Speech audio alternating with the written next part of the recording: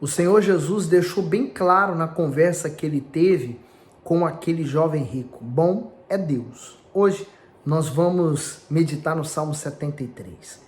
E ele começa exatamente assim: verdadeiramente bom é Deus para com Israel, para com os limpos de coração. E o comentário do bispo diz assim: bom é Deus. Embora Asaf, o autor deste salmo, servisse ao Altíssimo como levita por longos anos, acabou por permitir que a inveja assolasse o seu interior. Ele deixou de ver a bondade de Deus ao reparar o contraste entre as prosperidades dos ímpios e as suas próprias aflições.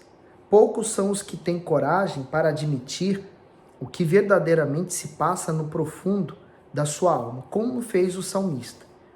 A maioria das pessoas prefere manter a aparência diante dos homens e assumir que sua alma está doente e prestes a sucumbir. A sinceridade de Asaf o fez retornar à sensatez espiritual, por isso ele pôde iniciar o salmo com uma forte declaração de fé. O coração limpo e agradável a Deus se refere à pureza das intenções e ao comprometimento total com a sua justiça. Então, esse salmo aqui, ele é uma realidade nossa diária, né? Porque Asaf servia a Deus, né? Mas infelizmente ele desviou seus olhos do Senhor Jesus e ele começou a olhar para as outras pessoas que não serviam a Deus. Então ele começa, por isso que ele falou, Deus é bom com os limpos de coração. Importante, a importância de você estar sempre olhando para o seu coração, né? Como recentemente o Bispo Macedo fez uma mensagem, ele falou que o nosso coração ele está sempre buscando algo que é da vontade dele, mas contraria a vontade de Deus. E aí, continuando o Salmo 2, ele diz: quanto a mim, os meus pés quase se desviaram. Pouco faltou para que escorregasse os meus passos. Então, ele teve muito perto de cair na fé, né? Imagina, uma pessoa que serviu a Deus 50 anos da sua vida. E no último instante de sua vida, ele escorrega e cai, né, na fé. Ele perde a salvação. Quer dizer, ele jogou 50 anos da sua vida de serviço a Deus fora. Porque não vai ser pesado os 50 anos de serviço, é passado. Deus não considera o meu passado. O que importa para Deus é o hoje, é o agora, é o meu presente. E aí o comentário do bispo diz assim: ó, pouco faltou. A vida cristã é comparada a uma jornada. Mas essa viagem só é segura se o caminho estiver pavimentado com a fé genuína. Se em alguns momentos o justo permitir que as dúvidas se instalem, o solo fica escorregadio e perigoso. Foi exatamente isso que aconteceu com o salmista. Ele tirou os olhos do alto para comparar sua vida cheia de tribulações com a vida feliz e sossegada dos incrédulos. Assim, enquanto as pessoas faziam mal e progrediam, ele se sentia afligido e em desvantagem. Com isso, por pouco ele não perdeu a salvação e o tempo dedicado ao serviço sagrado prestado ao Altíssimo. Eu costumo pensar o seguinte: às vezes a gente vê na rede social, né, as pessoas felizes, alegres, em lugares lindos, maravilhosos, mas no fundo você não sabe o que ela está vivendo, né? Você não sabe o que é a vida dela. A gente julga pelas fotos, não sabemos o que está no interior. Aí o 3, pois eu tinha inveja dos nécios, quando vi a prosperidade dos ímpios. O comentário do bispo diz: inveja é um sentimento maligno que consiste na cobiça de ter o que o outro tem. Além disso, é um sentimento de pesar e desgosto diante da felicidade alheia. Essa era a natureza do pecado que dominou Asaf. Rapidamente ele se sentiu injustiçado e de servo passou a ser um questionador do caráter do Todo-Poderoso. No entanto, o justo não vive por suas próprias conclusões, e muito menos por meras impressões humanas, e sim pela palavra de Deus. Caso contrário, ele correrá o grave risco de ter pensamentos equivocados, como teve o salmista, que se comparou aos ímpios, ou seja, aos incrédulos, e ainda se inspirou neles. Dessa forma, aquele que deseja permanecer firmes no propósito de manter a salvação, precisam vencer os conflitos diários entre os desejos da carne e a vontade do Espírito. E o que ele falou aqui, né? Porque ele escreveu esse salmo quando ele já estava bem. Ele admitiu ter inveja. É difícil uma pessoa admitir que ela teve inveja de outro, né? É fácil ela falar que ela é invejada, mas ela admitir, então isso já mostra a humildade dele em reconhecer que ele estava sendo invejoso ao olhar para a vida dos outros, né? E isso é uma qualidade. O 4. Porque não há apertos na sua morte, mas firme está a sua força. Quer dizer, ele estava olhando, os olhos dele estavam apenas nas condições dessa terra. Quer dizer, ele não estava pensando que a alma daquela pessoa que morre sem a salvação ia para o inferno, né? Via ele gozando de uma vida boa. Tem gente que é assim, né? Ela faz tudo de errado, aparentemente tudo está dando certo para ela, mas e a vida eterna, né? Ninguém para pensar nisso. No 5. Não se acham em trabalhos como outros homens, nem são afligidos como outros homens. Por isso a soberba os cerca como um colar. Vestem-se de violência como de adorno. Normalmente a pessoa que ela possui muitas riquezas, ela se pensa ser, ou ela se faz dona do mundo, né? Cheia da razão, pensa que está certa, que todo mundo está errado. O 7. Os olhos deles estão inchados de gordura. Eles têm mais do que o coração podia desejar. São corrompidos e tratam maliciosamente de opressão, falam arrogantemente, põem as suas bocas contra os céus e as suas línguas andam pela terra. Por isso, o povo dele volta aqui, e águas do copo cheios se lhe espremem. E eles dizem: como sabe Deus? Há conhecimento no Altíssimo? Eis que estes são ímpios e prosperam no mundo, aumentam em riquezas. Na verdade, que em vão tenho purificado o meu coração e lavei as minhas mãos na inocência. Quer dizer, o engano do coração, né? Fez ele achar que ele tinha purificado o seu coração e que era em vão tudo que ele fazia. Imagine, né? Lá em Malaquias fala um pouco disso, né? Que os próprios sacerdotes, aqueles, falam em vão servir a Deus, porque eles também estavam olhando a vida dos incrédulos. Quer dizer, eles viam que eles prosperavam, que as coisas para eles davam certo, e enfim, essa inveja é maligna e fazia com que a pessoa não olhasse para ela mesma, porque se você parar para observar o que Deus tem feito e faz por você, é mais do que nós mereçamos.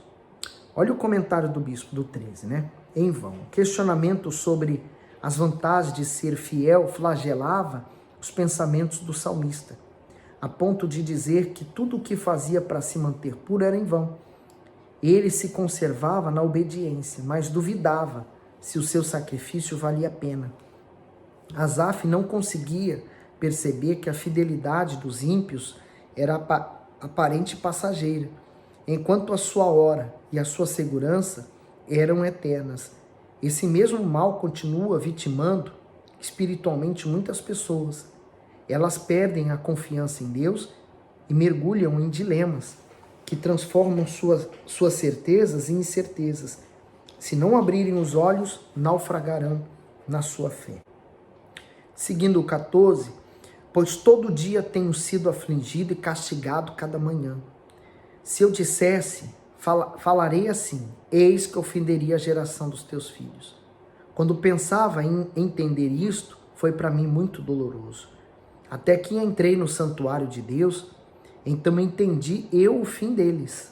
Agora ele atentou para o que acontece após a morte, né? Porque a vida é muito passageira.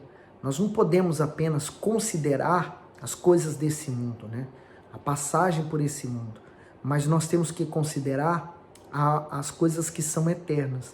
Por isso que o apóstolo Paulo ele diz assim, ó, nós não vivemos por vista. Quer dizer, não vivemos pelo que vemos, mas vivemos pelo que é eterno. Aí o comentário do bispo diz assim, ó, a cura para o mal de Asaf foi ir ao santuário para entrar na presença do Altíssimo. Só ela pode abrir o entendimento humano e dissolver as nuvens de dúvida que provocam as crises da fé. Longe de Deus e da sua palavra, todos se tornam destinados à queda, por mais fortes que possam parecer.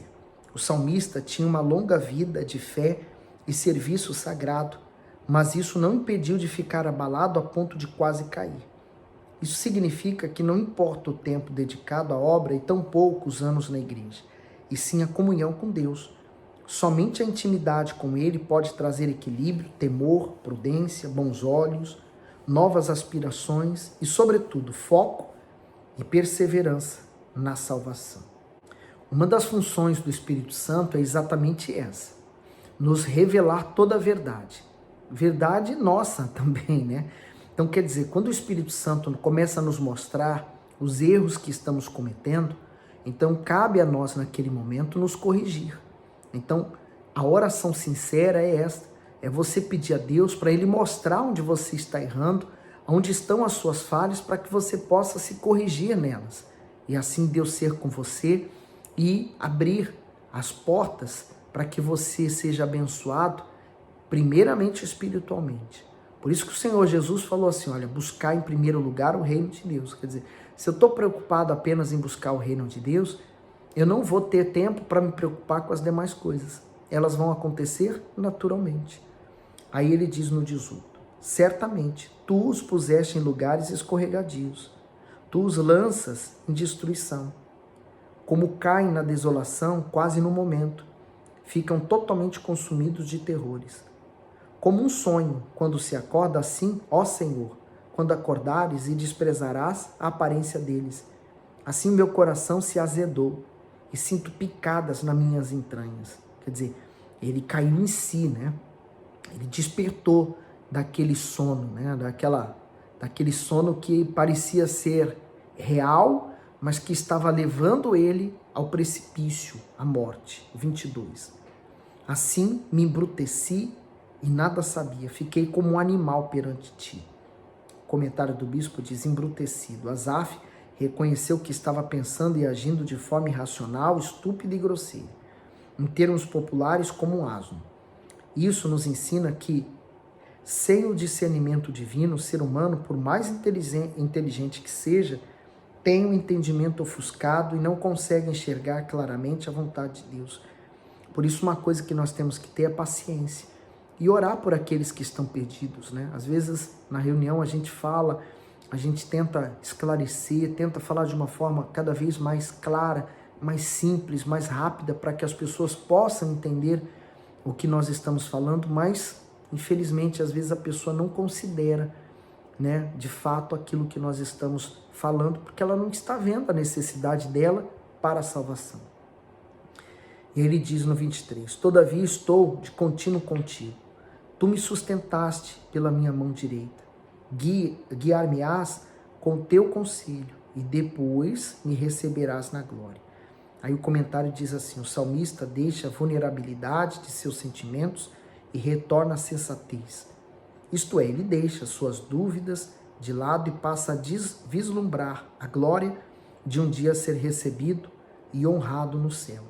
Para ele, o prazer em agradar ao Altíssimo lhe era suficiente. Por isso, ele não mais se deixaria levar pelas ilusões, e sim se concentraria em valores superiores e eternos. Com uma paz desfrutada em meio aos conflitos mais difíceis, essas mudanças de pensamento, perspectiva e condição espiritual só pode ocorrer na vida daquele que teve uma experiência pessoal com um Deus eterno. Assim, é a nova postura diante dos problemas da vida que testifica se de fato houve um novo nascimento. Aí você pode perguntar assim, mas como é que eu alcanço isso? Buscando. Você se interessa por isso, já é o primeiro passo. O segundo agora é você buscar. Meu Deus, é isso que eu quero para mim. Eu quero uma transformação do meu pensamento, do meu coração. Eu estou cansado da vida que eu tenho, da forma como eu tenho agido, como eu tenho me comportado. Eu quero uma vida nova. E aí o Espírito Santo vai guiar você a isso, né? Aí continuando, ele diz assim, no 25, quem tenho eu no céu senão a ti? E na terra não há quem eu deseje além de ti. Então agora ele chegou à conclusão que a maior riqueza que existe na vida de um servo, de uma serva, é ter o próprio Deus dentro dele, né? No 26, a minha carne e o meu coração desfalecem, mas Deus é a fortaleza do meu coração e a minha porção para sempre. Quer dizer, por ele ser um levita, por ele ter nascido da tribo de Levi, ele não tinha nenhum tipo de herança. Então ele não herdou terras, dinheiro, ele não herdou nada. A única herança da tribo de Levi foi ser do Senhor e servir a Deus. Então a tribo de Levi foi a tribo mais abençoada das tribos. Aí no 27, pois eis que os que se alongam, se distanciam de ti, perecerão. Tu tens destruído todos aqueles que se desviam de ti. Mas para mim, bom é aproximar-se de Deus. Pus a minha confiança no Senhor Deus para anunciar todas as suas obras. Então, é uma escolha, né? Eu escolho confiar em Deus ou não. Eu escolho entregar a minha vida a Deus ou não. E o diabo, nem Deus pode impedir as minhas escolhas. Se você escolhe hoje entregar sua vida ao Senhor Jesus, o diabo, por mais possuído que uma pessoa possa ser com os espíritos imundos, ele não pode impedir essa pessoa de entregar a vida dele ao Senhor Jesus. Veja bem, analise bem você, a sua vida, o que você pode fazer para hoje mudar de vida e entregar a sua vida ao Senhor Jesus. Esse salmo, ele é fortíssimo, né? Ele é muito, muito forte, ele pode te ajudar a rever os seus conceitos, seus valores, o que realmente tem tido mais valor na sua vida, tá bom?